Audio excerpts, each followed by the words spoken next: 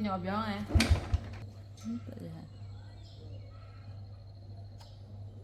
Mạng nhện.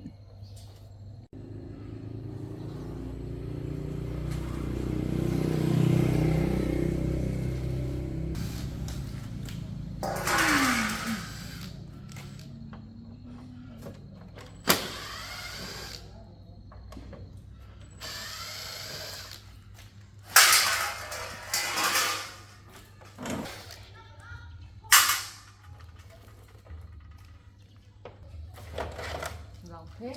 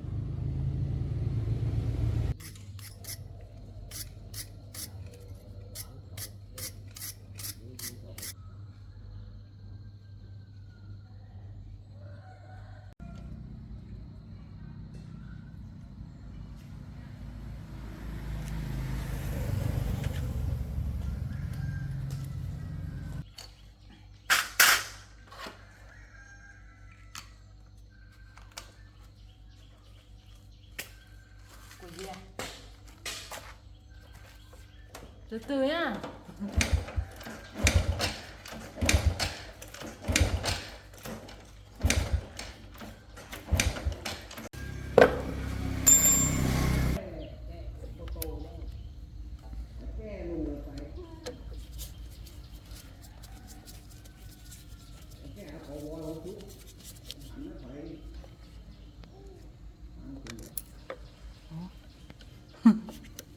Thế lại tìm.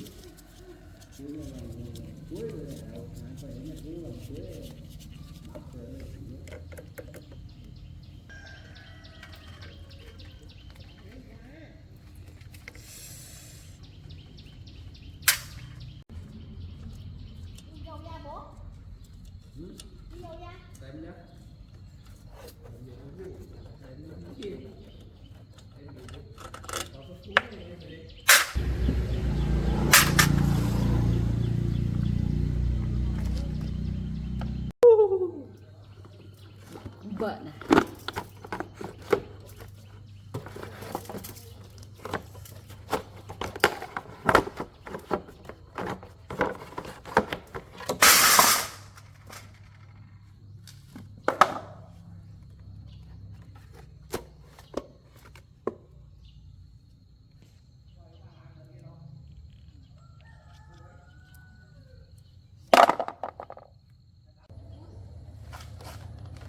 Này là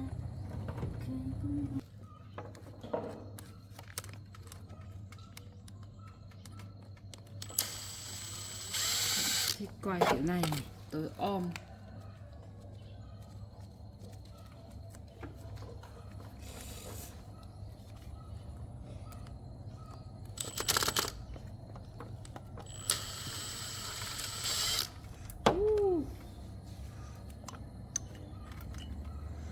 Bình thường mà.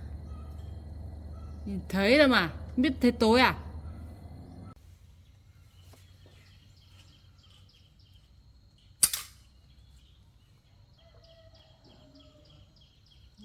Dễ nó lo mà kinh mà. Xúc phạm mới nghe.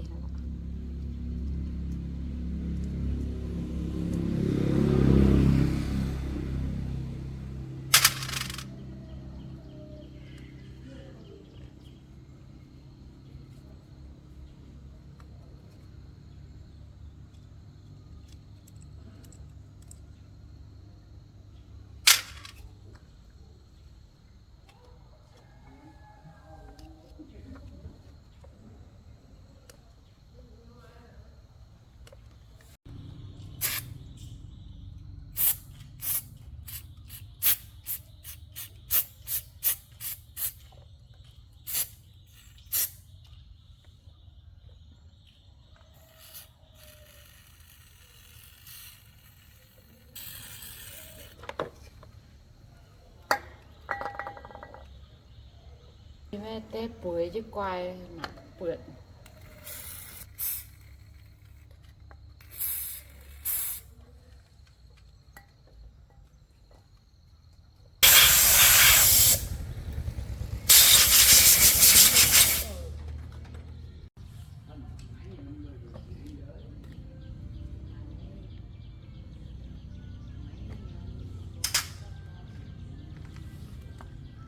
diến ấy phải quay thì mới diến được chứ.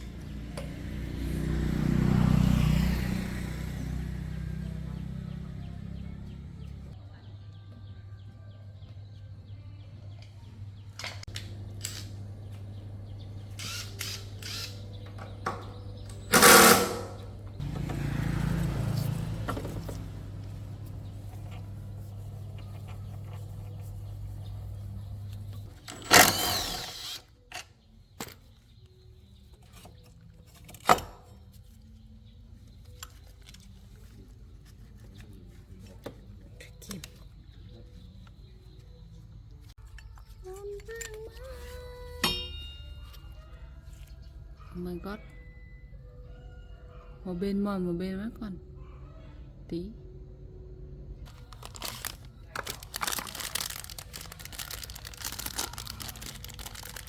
Thế như vậy.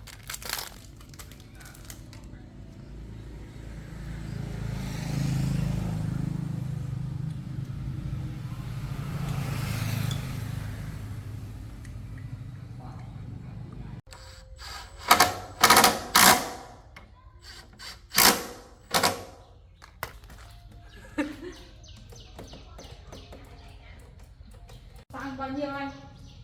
Tăng lên bao nhiêu?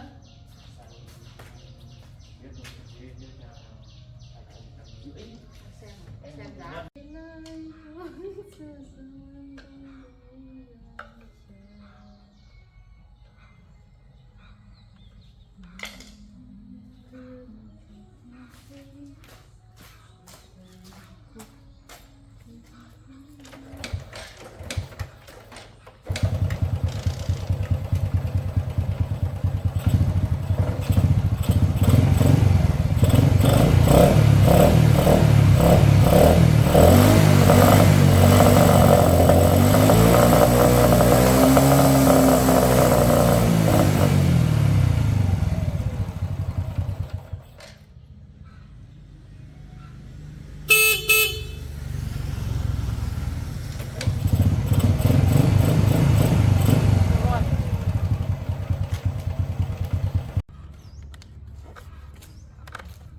Ấy, oxy hóa.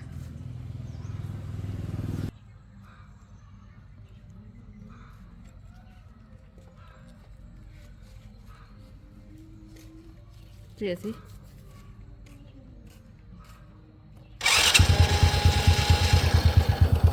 Ê.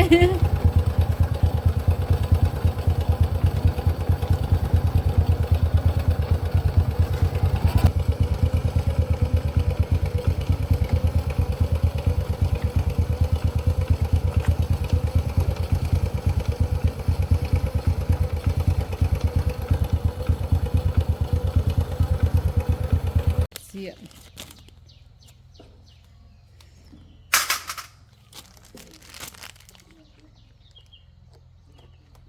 Tám von.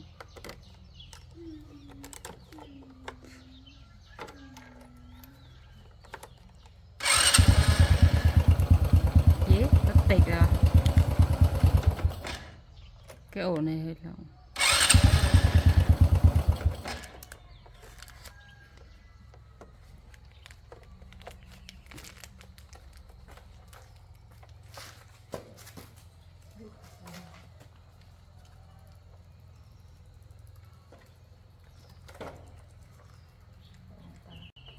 Bớt cái nào? Gió mềm cũng gì được. Ồ, xe máy thì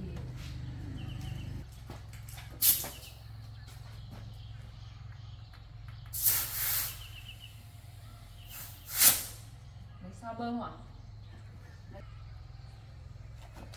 Rồi này. Thế nào để làm thử. Đó không biết bao nhiêu là được bao nhiêu năm à? Mấy chục năm rồi kìa. Nó Nhưng mà bỏ, cũng lâu rồi. nó bỏ rồi thì mình lấy cái lốp vào đi. Được đấy ông đi. Người già đi lấy nước đi chợ mang được 10 cân về nhà.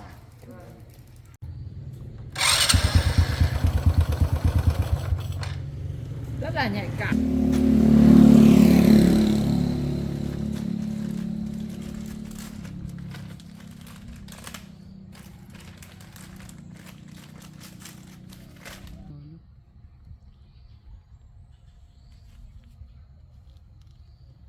Nắp đi.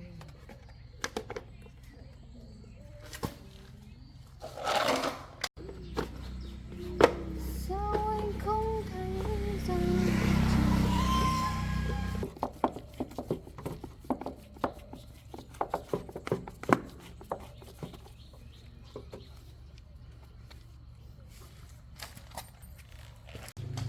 Hai nhát đây. Còn lái nữa các bạn thì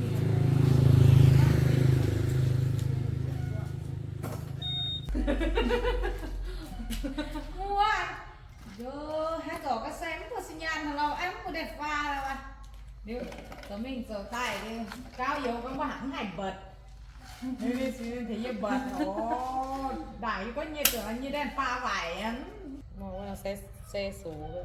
xe số thiêu. Xem thiêu vào. Mình giang thôi.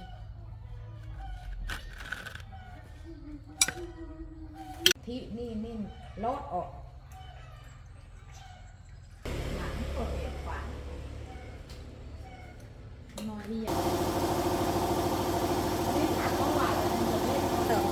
นี่gì hả dám gan khỏi mình lấy miên nhá đấy nghe nào Nghe rồi.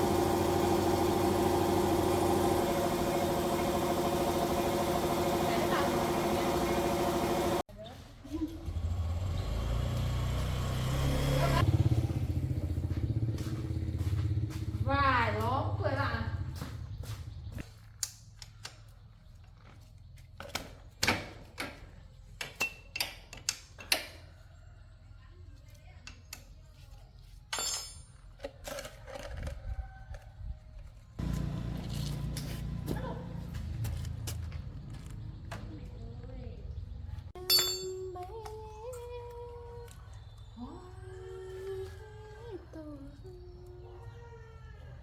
Như hai mươi tao pun nhà có thể chia pun data cái này hả kế.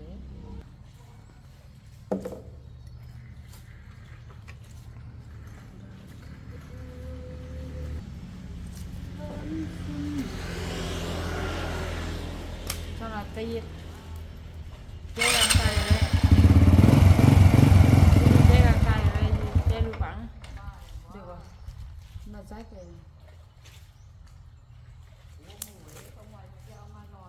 Cũng nóng kìa.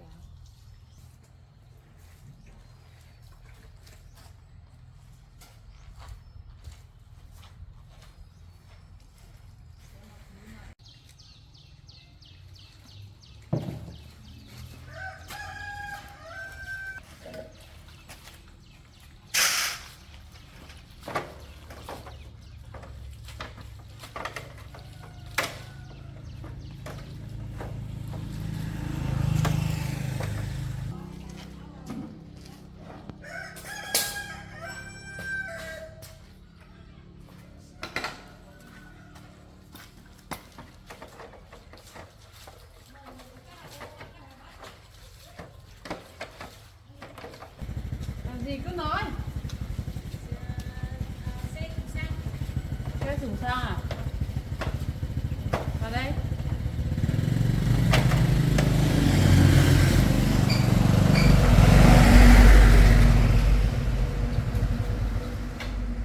Để em một tí á.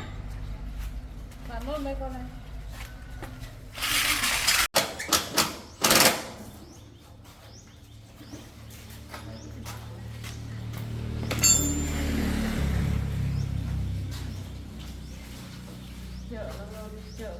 đổ phết này.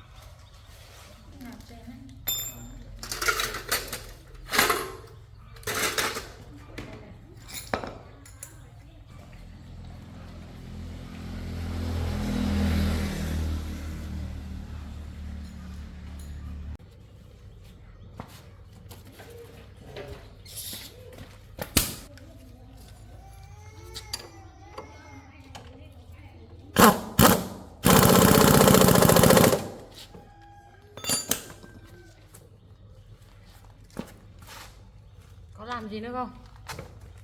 Mới ra xong.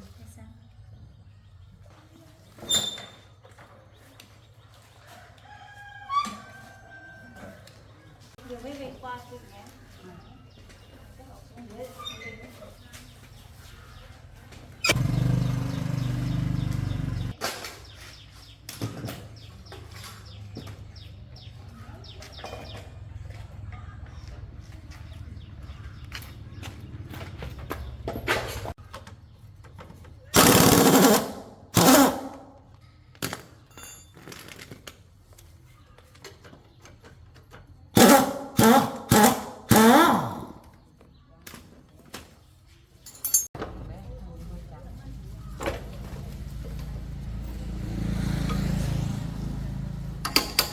Bám dậu gì đấy mới làm được, nói kiểu khinh thường.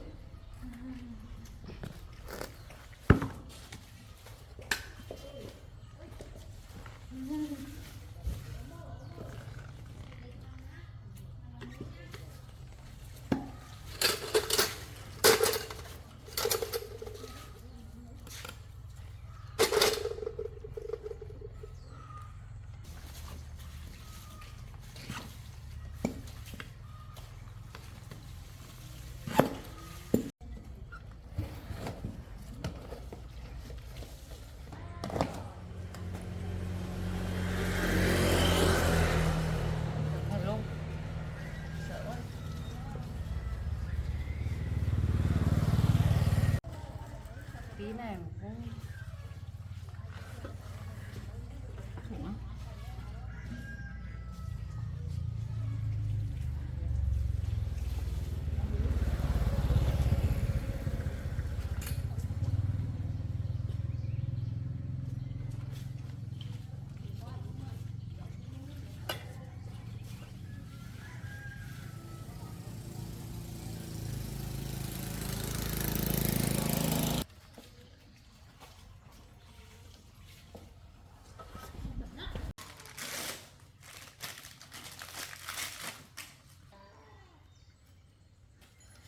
Sao lại cái giọng như thế?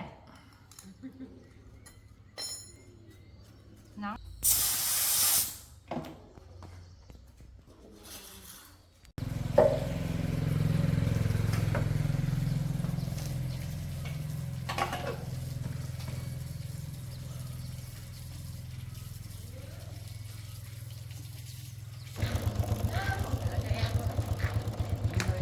Thế bảo cần lắm rồi không kịp rửa. Nhưng anh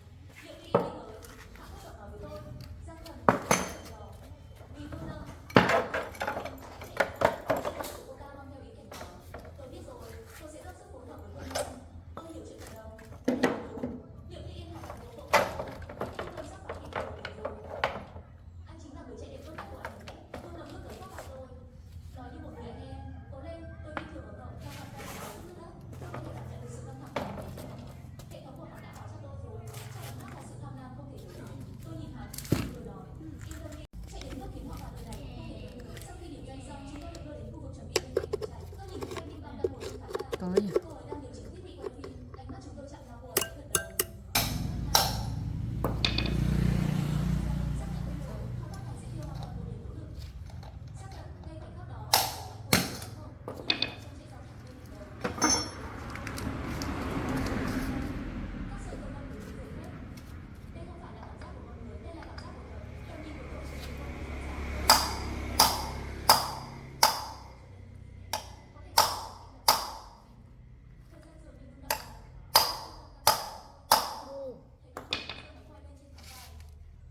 BKG.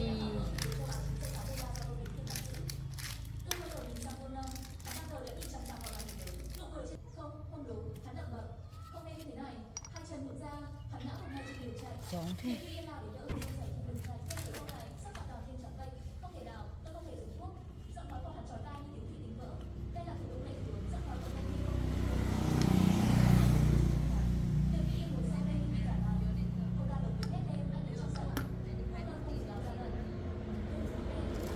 Tôm dây hạn à? Này lắm rồi nhẹ giảm.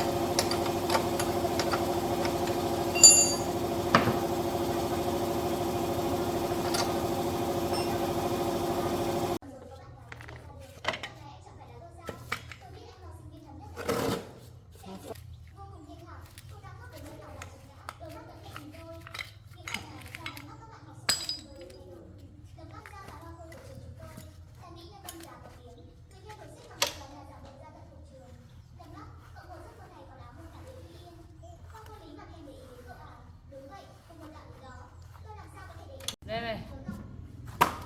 Yeah, bạn xin trượt nữa.